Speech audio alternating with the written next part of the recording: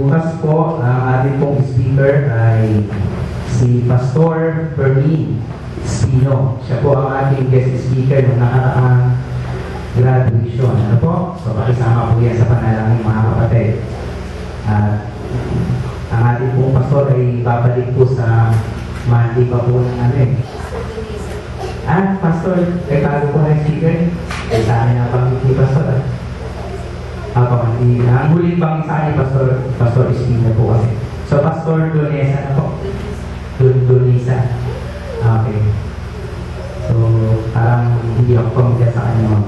Okay, sige po. Sorry po, ano? Huwag po kayo mag-alala mga kapatid, hindi po ako yung speaker bukas. Okay, so, meron po tayong speaker. Okay, but still mga kapatid, hindi ko man kayo ma-please ngayong gabi sapagkat hindi naman yan ang dapat. Bagkos dapat ma-please natin ng Panginoon. Ano po? Focus po tayo mga kapatid sa pag-aaral po ng salita ng Panginoon ngayong gabi. Please open with me in Psalms chapter 29 verse 2. Ayan. Dito na sa pulpito eh.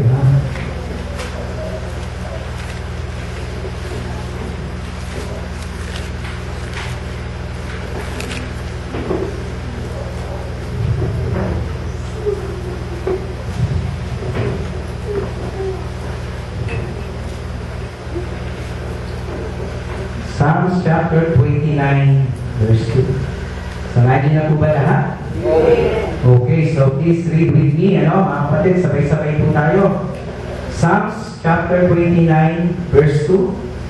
Give unto the Lord the glory due unto His name.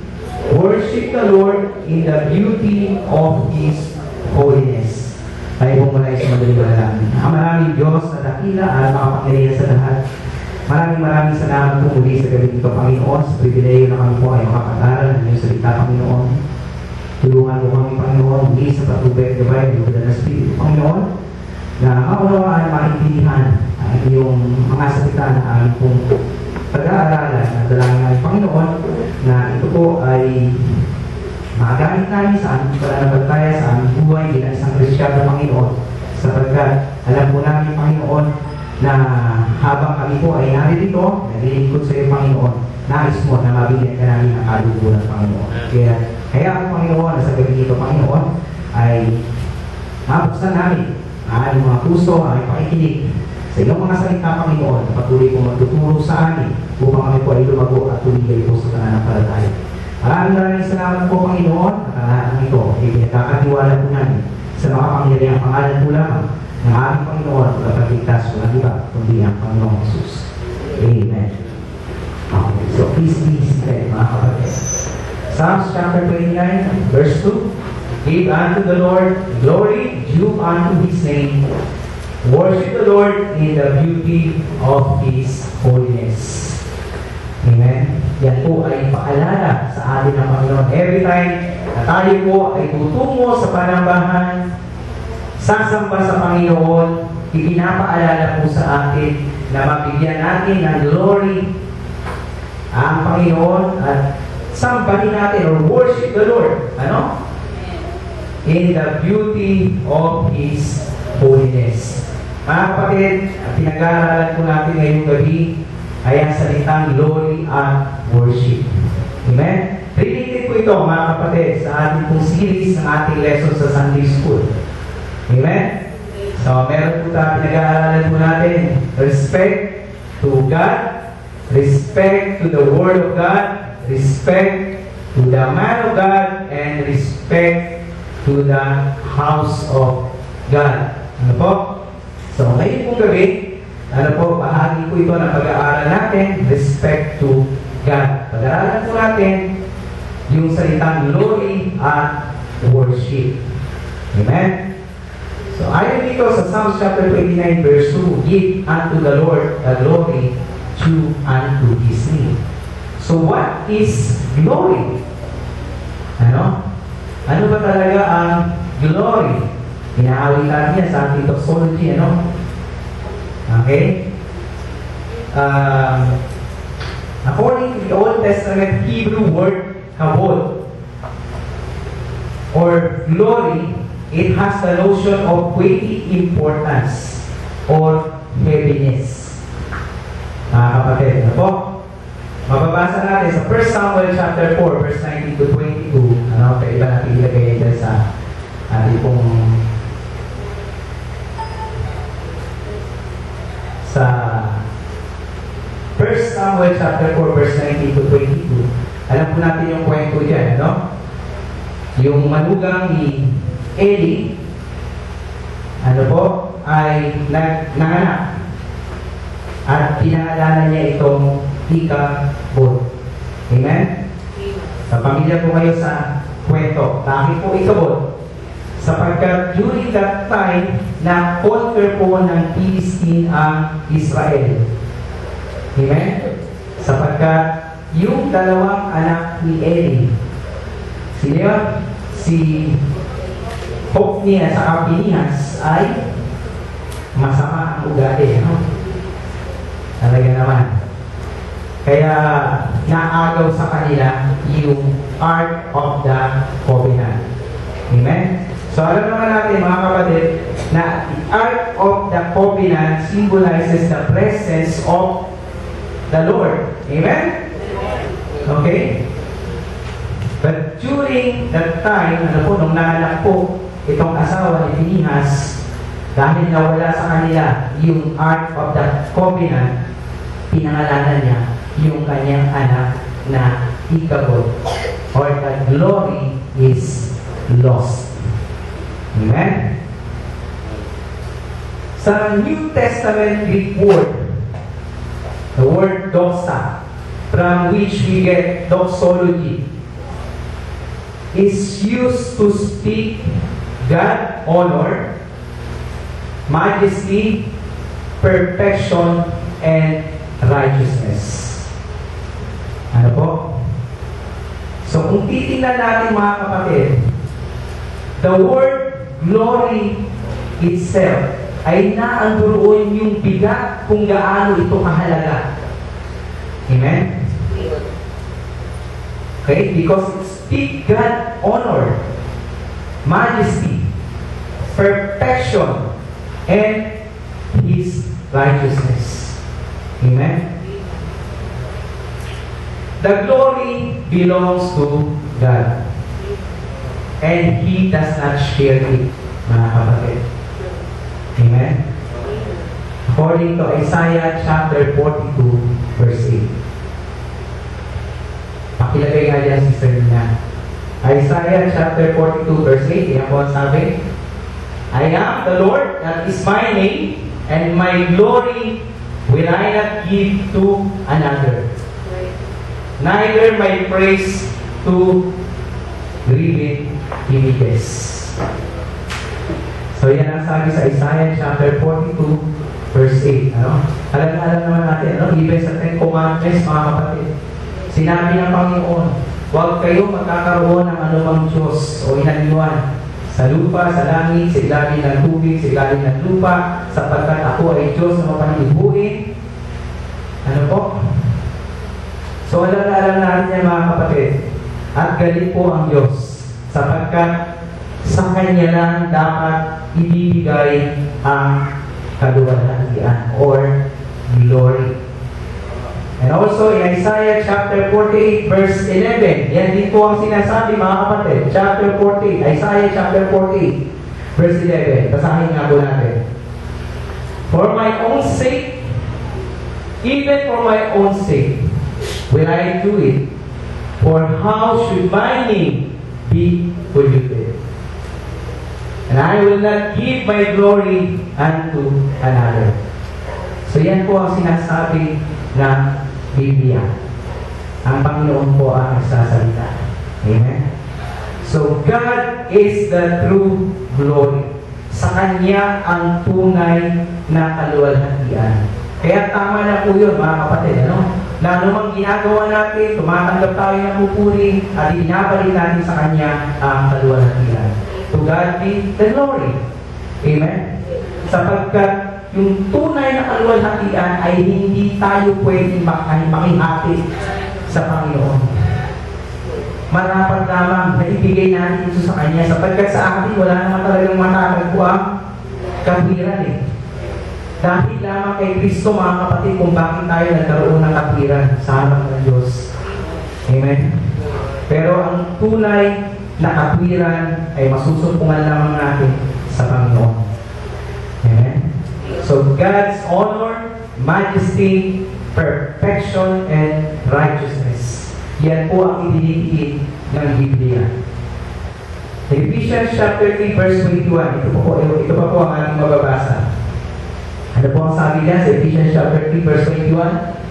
And to Him be glory in the church by Christ Jesus throughout all ages, world without end.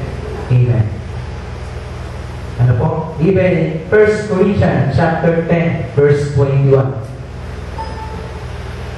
1 Corinthians chapter 10 verse 31.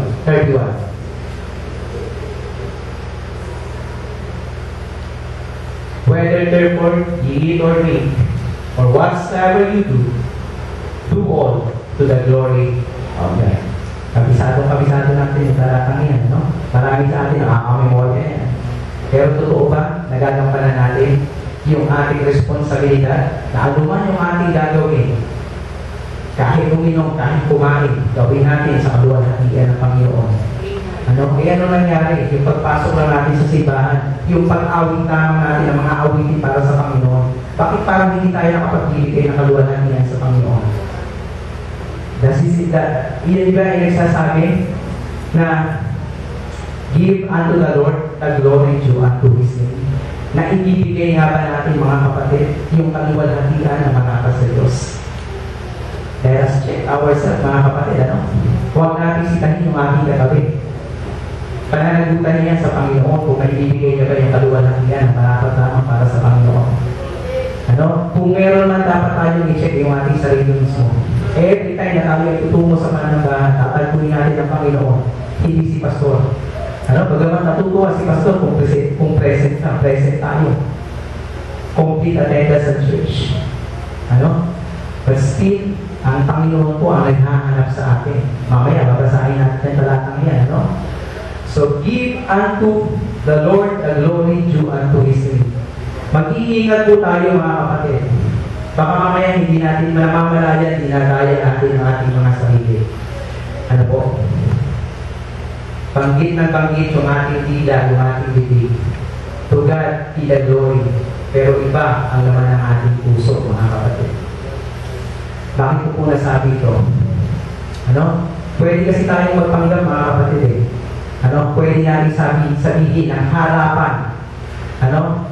Sa ating pastor, sa ating mga kapatid, sa pananampalataya, ang dali namang bagitin, to God be the glory. Ano po? Pero, kumusta kaya sa lihim?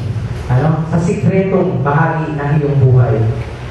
Ano? Kapag ikaw na lang, ano kaya ang sinasabi ng iyong puso?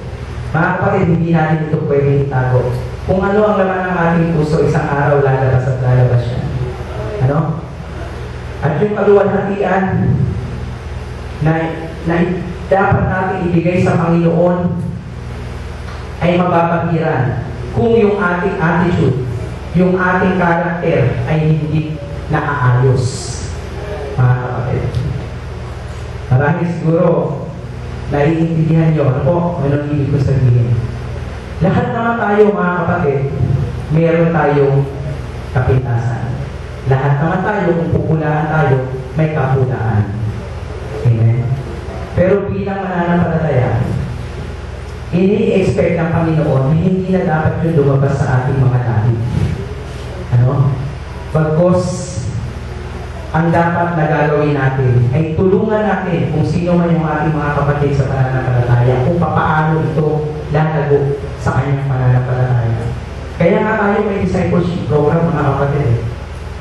Ano po? Huwag tayong magtingilan ng ating mga pagkakamali. Kasi any negative thoughts will hinder the glory of God. Amen?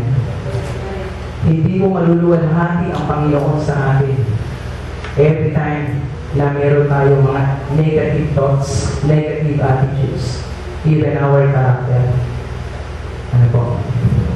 That will hinder the glory of the Lord in the house of God. Amen? Kaya minsan, bakit nagkakaroon ng problema sa ministry? Maaaring ang isa sa atin, ay merong itinatago kasalanan. Hindi talaga natin lubos, kaluluwalhati ang Panginoon sa ating buhay. Ang nangyayari, nadadamay ang ilang kapatid. Kaya mga kapatid, magpanalangin tayo sa isa't isa. Yan ang pinakakailangan natin. Panalangin. At kung may nakita man tayong kahinaan ng bawat isa, kung maaari at kung kakayanin, baka pagbigay tayo ng payo na maayos, payuhan natin, kausapin natin, kung hindi man, dali natin kay pastor, pag-usapan natin, may mga bagay naman na naaayos sa maayos na usapan. Amen? Okay? Hindi yung bulong-bulungan na mga negatibong bagay. Kasi alam niyo po, yung mga bulong-bulungan na yan, I believe, yan ang pinagsisimulan ng murmuring. Murmuring yan, mga kapatid. Kahit na pinipigyan natin ang katwiran, di ba hindi naman masama na magbigay tayo ng comments doon sa performance ng isang kapatid? Yes, it's true mga kapatid, totoo naman, kasi nga, ano ba yung tema natin nung ating anniversary? Nakalimutan na. About excellence. Diba? Talaga naman sinisikap natin mga kapatid. Lahat ng bagay na gagawin natin sa Panginoon ay dapat excellent. But still, mga kapatid, maging sensitibo pa rin tayo sa damdamin ng ating kapwa mananampalataya. Baka mamaya, ipinipilit natin yung ating kagustuhan sapagkat nakikita natin ang ating sarili na ang galing-galing na natin. Amen? Pag-iingat po tayo doon. Minsan hindi po natin nababantayan ang ating sarili na ang pakiramdam natin, ang galing-galing na natin. At ipinipilit natin ito na mangyari doon sa ating mga kapwa mananampalataya. But still, hindi naman natin na-anticipate kung ano ba talaga ang damdamin o pinagdadaanan nung ating mga kapatid sa pananampalataya. So, tingnan natin yung mga bagay na ito. Kasi kung hindi natin makikita itong mga bagay na ito, hindi naman tayo pwede magbulag-bulagan. Magkakaroon ng problema. Hindi lamang nagsisimula yan sa ating organization, sa ating ministry. At mukhang-mukhang mo, madadami na ang buong church. Okay? Huwag natin bigyan ng katwiran na hindi alam ito ng ating pastor. Minsan, mga kapatid, alam po ng ating pastor, pero isinasaalang-alang din po niya ang damdamin ng bawat isa. Yan po ang katotohanan. Kaya huwag po natin bigyan ng katwiran na baka hindi alam ito ni pastor. Tinawag pa natin siyang pastor kung hindi alam ito ng ating pastor. What the word pastor means? Overseer. Nakikita niya lahat na dapat makita at pinakikita ng Panginoon. Siguro, humanly speaking, hindi naman perfecto ang ating pastor, tao rin siya. Pero kinakailangan magsama-sama tayo sa Espiritu at sa katotohanan. Kaya kinakailangan maging spiritual tayo. At ang ating pastor, kinakausap ng Panginoon sa pamamagitan ng kanyang salita. Kaya alam niya kung ano ang nangyayari sa buhay ng bawat isa sa atin individually. Marahil siguro, nagwawander tayo. Ano nga kaya talaga ng aking pastor yung buhay ko? Ano nga kaya ngayon yung buhay ng kapatid? Yes. Sasabihin ko sa inyo mga kapatid, sa loob ng 10 taon, sa loob ng 10 taon ko bilang mananampalataya, ako rin po ay nagtanong niyan. Nagtanong na ng kanyang bagay. At pinakita na sa akin ang Panginoon yung sagot. Kinakailangan lang mga kapatid na maging malapit tayo sa ating pastor. Para makita niya kung ano yung mga pangangailangan mo. Kahit na malayo tayo sa ating pastor Di ba yung sandang tupa, siyang tapos siya naligaw pero isa nawawala. Kinala yung isa. Ganun po ang pastor. Shepherd. Ano po? Hinahanap niya tayo. Okay? So, yan po ang titignan natin sa salitang glory o kaluwalhatian. Ano? So, even ourselves, babantayan natin mga kapatid kung talaga ba nakapagbibigay tayo ng kaluwalhatian. And by the way, mga kapatid, ito ang first and foremost, ano po? Responsibility or purpose ng church. Na mapigyan natin na kaluwalhatian ang Panginoon. Okay? Although mahalaga ang soul winning, mahalaga yung may umaawit sa choir, mahalaga yung may tumutugtog ng instruments, may mga ministry sa cleaning, sa cooking, but all of these are motivated by the word glory. Mabigyan natin ng kaluwalhatian ang Panginoon kung bakit natin nagagawa ang bagay na ito at kung bakit tayo gumagaling sapagkat merong magaling na Diyos. Ano po? Naghuhusay ng ating mga talento, mga kapatid. Kaya lagi natin ibabalik sa Kanya. To God be the glory. Nawa ito ay maging dalisay sa puso natin, hindi lamang po sa ating mga bibig, mga kapatid. Then, the second statement, mga kapatid, in Psalms chapter 29, verse 2, the word worship the Lord in the beauty of His holiness. In John chapter 4, verse 23 to 24, ano po? Tingnan nga po natin. John chapter 4, verse 23, please. Ano ba sabi niya? But the hour cometh, and now is, when the true worshippers shall worship the Father in spirit and in truth, for the Father seeketh such to worship Him. Ano po? Mga kapatid, what is worship? Ano po?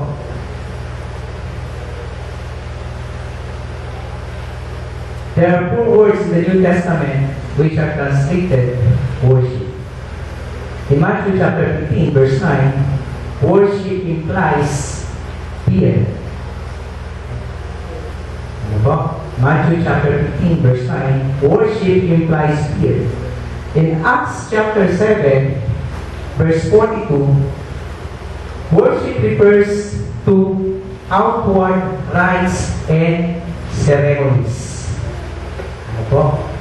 In Colossians chapter 2, verse 18, worship speak of external acts of worship. Then in Matthew chapter 2, verse 2, worship means to prostrate oneself or lying face downward.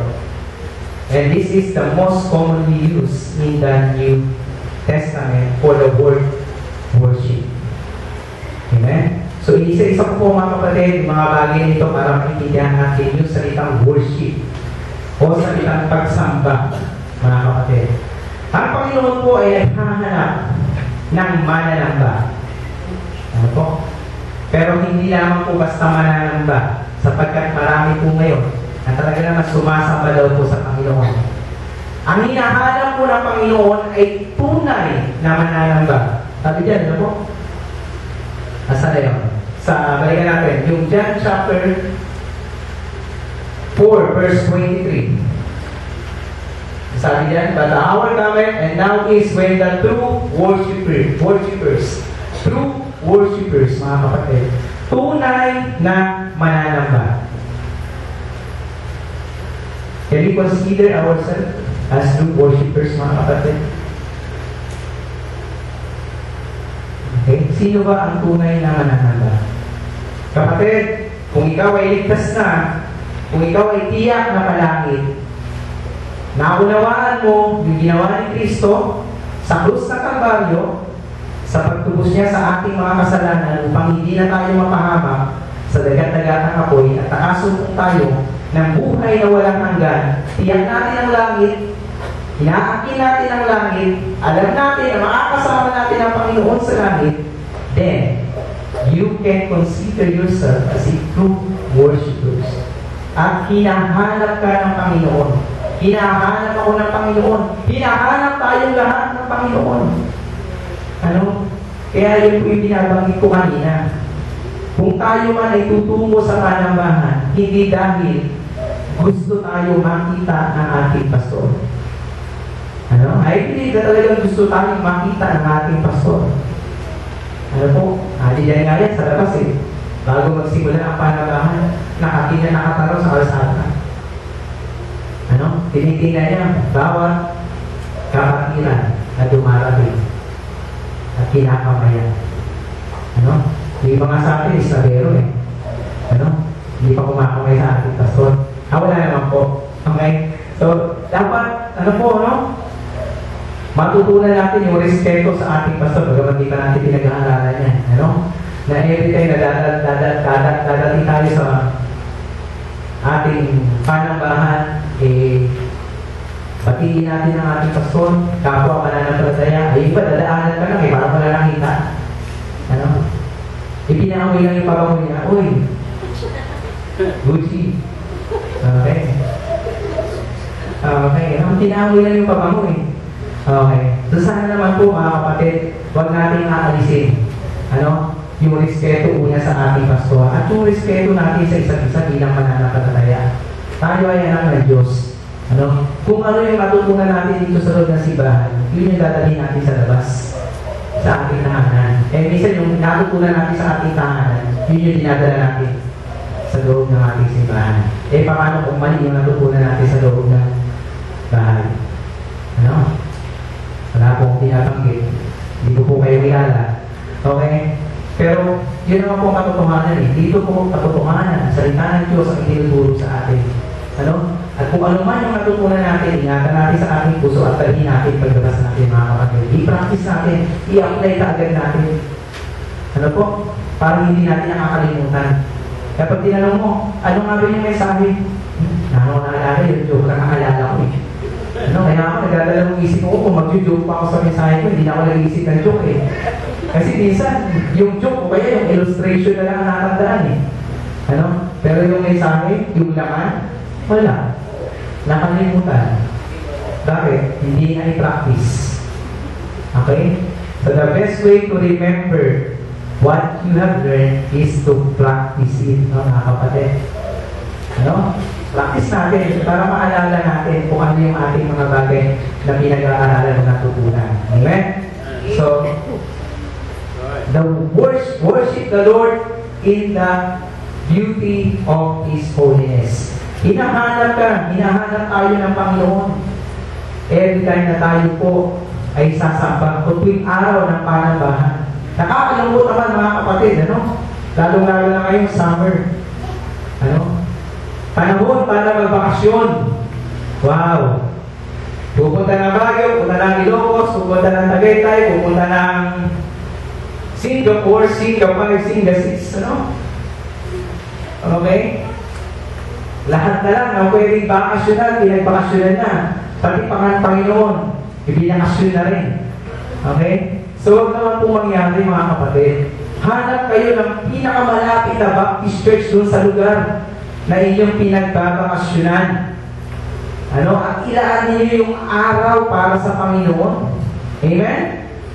Ay, ano pang silbi ng Hebrews chapter 10, verse 25? Diba kabisado niyo na? Sino makakatayo ngayon? Please recite. May premyo. Wala pala. We're seeking the assembling of ourselves together as the manner of some is. Di ko na lang yung maluto. Okay? Okay? But exhorting one another. O sige. Sa inyo na yan. Memorize nyo, mga kapatid. Ako, minimemorya ko pa. Okay? So basta ang mahalaga mga kapatid, araw para sa Panginoon, dapat nandun tayo. Huwag mangyari, bakasyon din tayo sa Panginoon. Ay wala ang protection ng Panginoon sa iyo. Ano? Nakakatakot pag ang pastor natin ang lalangin. Nawa, ingatan siya ng Panginoon. Parang nagbabanta eh. Hindi naman po, no? Okay? So, but please, mga kapatid, hinahanap kasi tayo ng Panginoon eh. Hindi si Brad, hindi si sister. Ano, kaya dali natin pag-decide eh. Pag-bakasyon, talaga bakasyon grande eh. Ano? Ako ang sister Nina eh. Sabi niya, magbabakasyon din daw siya, uwi siya sa Tarlac.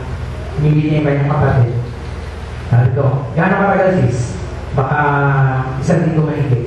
Eh kanina biglang sabi niyo, naku, parang dapat pala akong bumalik agad. Bakit? Kasi linggo nga pala, yung mga lola natutulungan ko, kawawa naman. Okay? So dapat gano'n ang espiritu natin mga kapatid, ano? Kaya sinasaalang-alang natin lagi sa ating pang-araw-araw na buhay yung mga bagay na para sa Panginoon talaga, because He is our priority. Amen? Bakit hindi pa ito ang iyong priority? Mahiya ka naman sa balat mo. Ano? Inuugat na yung ating pastor ka. Kung pumapulpito rito, sisigaw-sigaw na gano'n. Nakikita mo yung ugat, lalabas na, ano? Tapos hanggang ngayon, hindi mo pa rin natututo, hindi ka pa rin natututo. Eh, anong mangyayari sa atin? Dumadami lang tayo pero walang laman. Amen? Ano? Dumadami pero walang laman. Ano? Parang contrast, ano? Okay? So, worship, mga kapatid, the English word worship is derived from the Anglo-Saxon word shipping. Ano? Worshiping. W-E-O-R-T-S-C-I-P-E. Parang recipe, ano?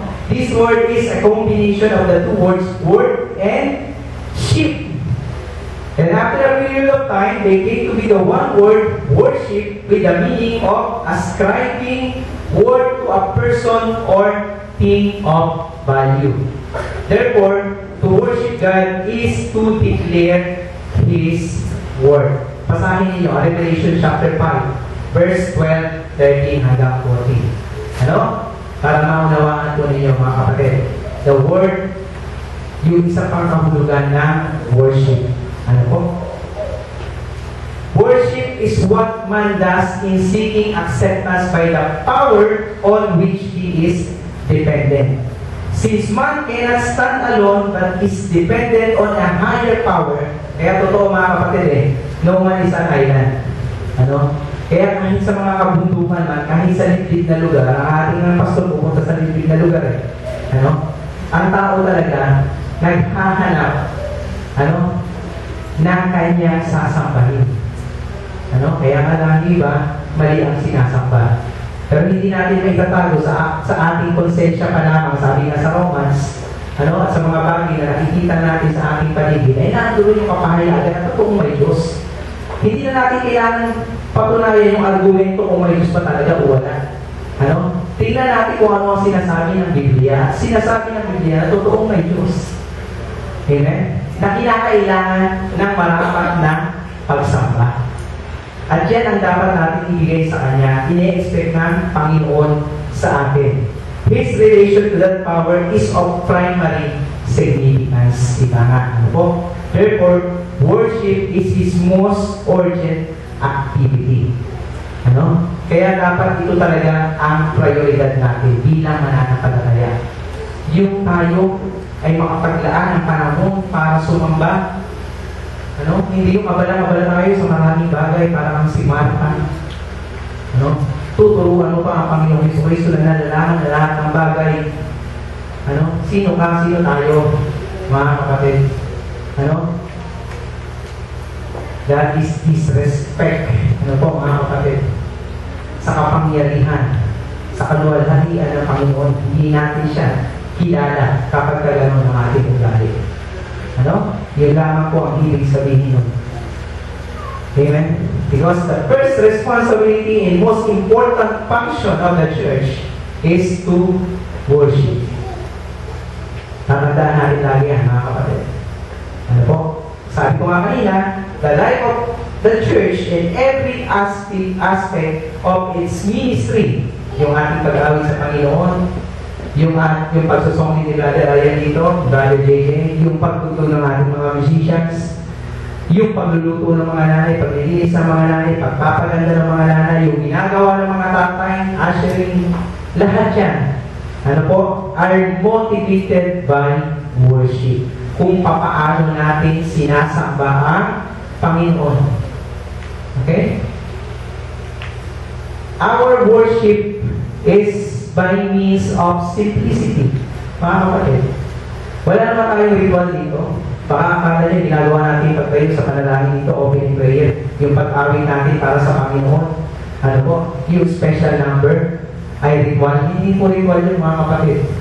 Ano po? Although, meron tayong rule of worship. May pamantayan tayo.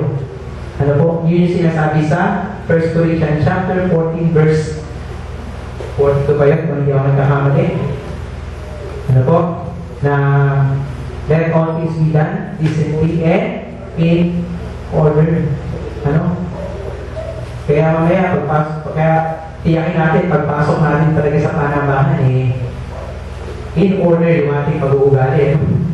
Ano? Kasi nakakatakot, mga kapatid, papasok tayo sa panambahan, kakatagpuan natin ang Panginoon, tapos wala tayo sa ayos. Amen? Alam niyo na yung kwento ng ating pastor, di ba? Yung dalawang nananampalataya. Okay?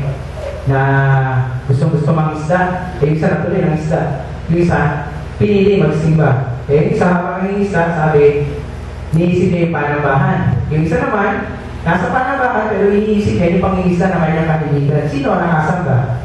Wala. Ano? Bakit? Wala sa hulong pareho yung kanyang pag-iisip. Wala sa order. Ano po? Kaya hinahanap ng Panginoon, ano? Na yung ating ginagawang pagsamba at kaluluwalhati sa Kanya dapat nasa kaayusan. Ano? Magmula sa ating kasuotan, yung ating pananamit, sikapin natin, ano? Bibili na rin naman tayo ng damit. Hindi pumili na tayo ng maayos na damit na ihaharap natin sa Panginoon, hari ng mga hari. Amen? Pati yung ating pagsasalita, iayos na natin. Huwag na tayong asal. Asal tayo, no? Mga kapatid, na yung ating pananalita, hindi tayo maingat. May nasasaktan pala tayong damdamin o pwede na sa atin. Pinagbulan pa tayo na pagiging backslider ng ating mga kapatiran. Okay? So, mag-ingat po tayo mga kapatid.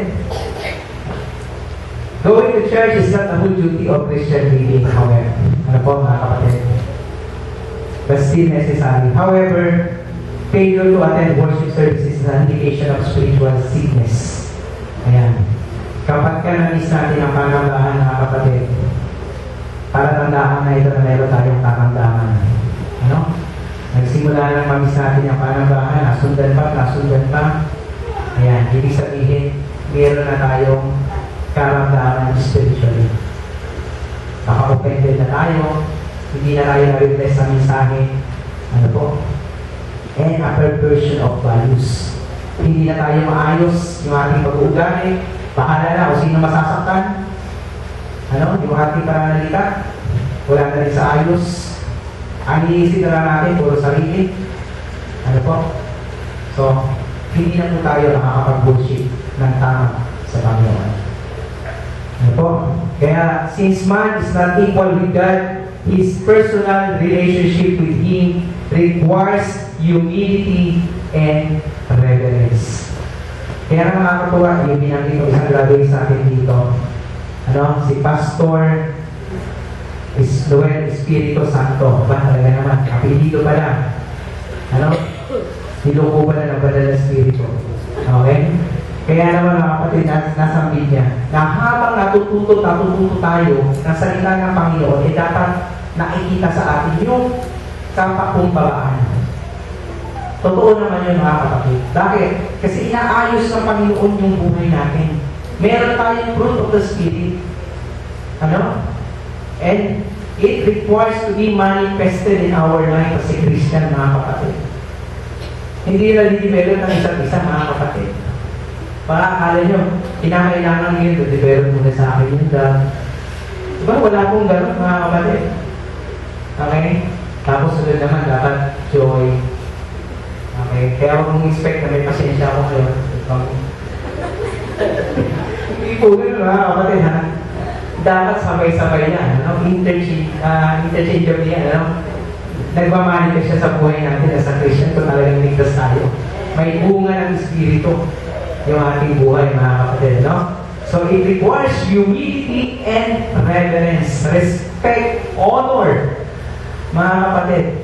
Kaya, pag wala tayong respeto sa Panginoon, titiyakin ko sa inyo mga kapatid, wala tayong respeto sa Word of God, wala tayong respeto sa Man of God, wala tayong respeto sa House of God. Sige, magtatakbo ka dyan, magkakatalak ka dyan. Ano? Wala tayong respeto kahit sa kapwa natin mananampalataya. Amen? Because it requires humility and reverence. God has expressed His love to man in deeds. Pinatunayan niya ng ating Panginoong Kristo nung siya ay pumunta sa krus ng Kalbaryo. Mga kapatid, John chapter 3 verse 16. Memorize natin yan kahit ng bata. No? Julia, John chapter 3 verse 16. So man responds to God's love with respect.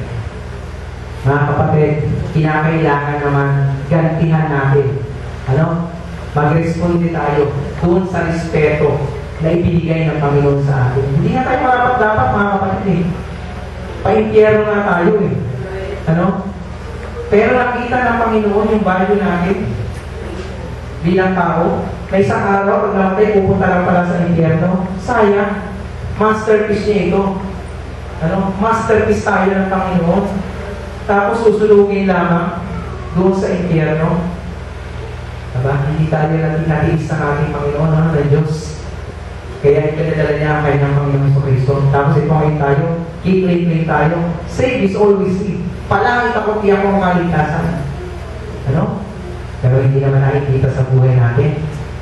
Ano po? Yung pag-ibig na dapat natin ibigay sa Diyos na pinaglilingkuran natin. Nagbibigyan natin ng kaluwalhatian at marapat na pagsamba. Hindi makita, mga kapatid. Ano po? Ibig sabihin, mga kapatid, kung talagang iniibig natin ang Panginoon, hindi tayo mahihirapan na magtiwala sa Kanya. Di ba gano'n yun, mga kapatid? Kapag kamahal mo ang isang tao, talaga namang ibibigay mo ng lubos yung pagtitiwala sa Kanya. Eh, lalo na sa Panginoon. Sapagkat ang Panginoon ay hindi sinungaling. Ano po? Kaya, hinihintay ng Panginoon na maibalik natin yung pag-ibig na ibinigay sa atin naman, mga kapatid. Ano? So, man responds to God's love with respect. Ano po? Thanksgiving, adoration, and surrender to God's will. Yan talagang pagsuko sa kalooban ng Panginoon. Minsan, isinusuko lang natin yung ating sarili kapag kamadali yung pinagagawa ng Panginoon sa buhay natin. Pero kapag dumadaan tayo sa mga matinding pagsuko, ayan na, nagdo-double-minded na tayo. At ang pinaka-worst sa lahat, nagpo-compromise pa tayo. Amen? So, wag namang mangyari, mga kapatid, na umabot tayo sa ganong punto. Ano? Sapagkat nakakalungkot po yan para sa ating Panginoon. So again, balikan natin yung ating talata. Psalms chapter 29, verse 2. Memorize na natin ito, mga kapatid. Give unto the Lord the glory due unto His name, and worship the Lord in the beauty of His holiness. Amen. Ay, kung natin ko na yung mga kapatid.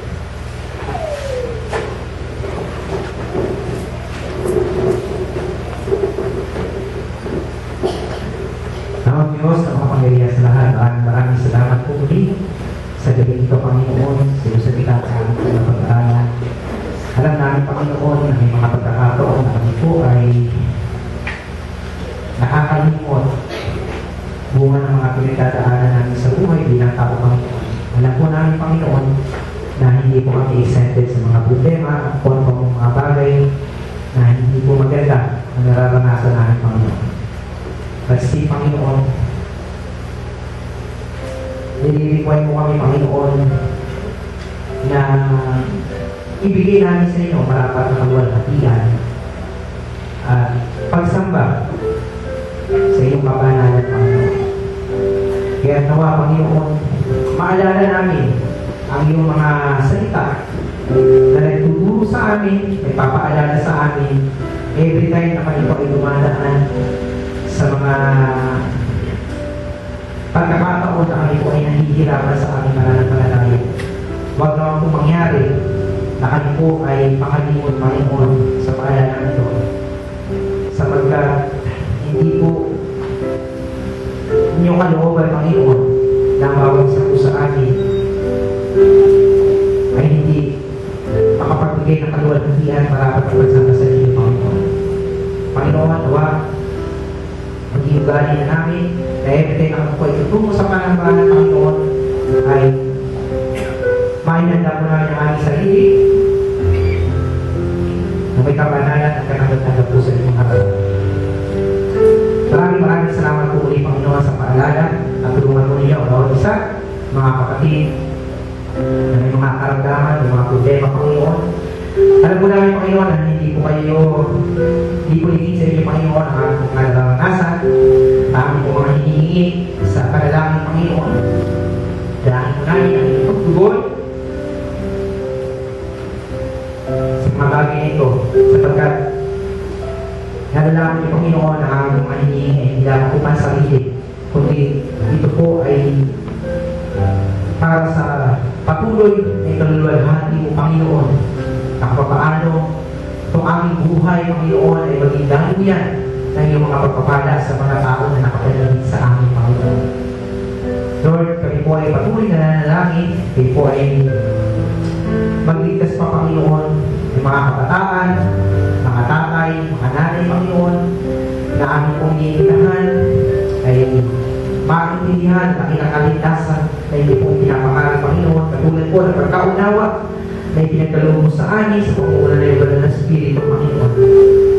Maraming salamat po. Ingatan niyo po patuloy ang aming pastor, na kanya pong buhay, Panginoon, kalakasan, ang aming hiling, maayos sa kalusugan, Panginoon, para sa kanya, at gamitin mo ang kanyang buhay na maging pagpapala sa lugar ng Panginoon.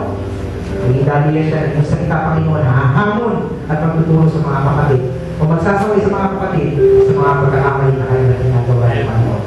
Maraming salamat po, Panginoon. At dalangin namin, Panginoon, na kayo na po ang magsuli sa katapatan mo ng bawat isa